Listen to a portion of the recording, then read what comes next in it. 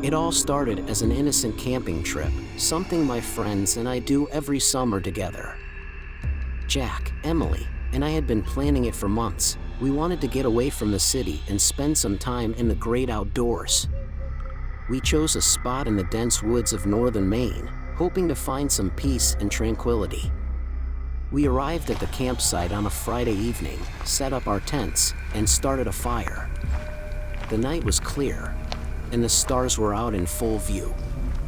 We sat around the fire, telling stories and laughing, enjoying the tranquility of the woods.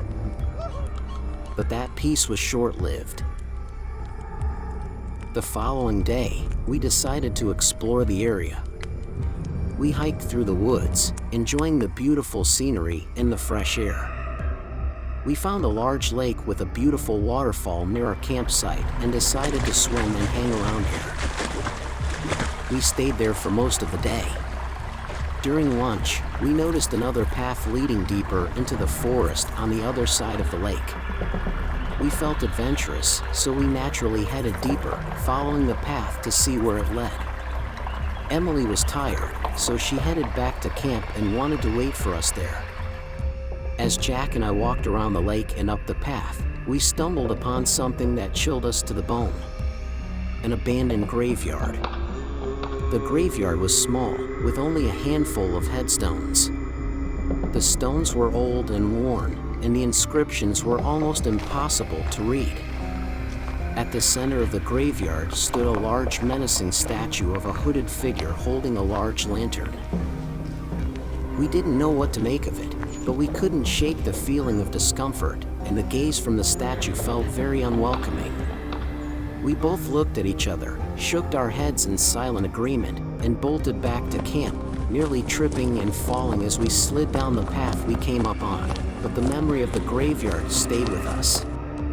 That night, we sat around the fire, chatted, drank some beers, and smoked a few joints, enjoying the wonderful moment with friends. But we couldn't shake the feeling that we were being watched by that statue.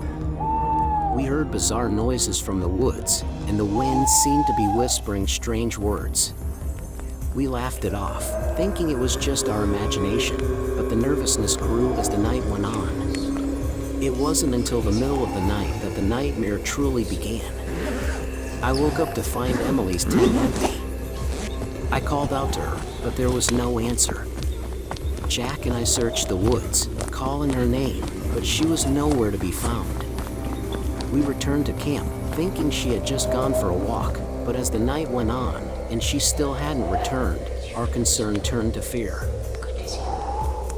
It was just before dawn that we found her. We heard her screams coming from the graveyard.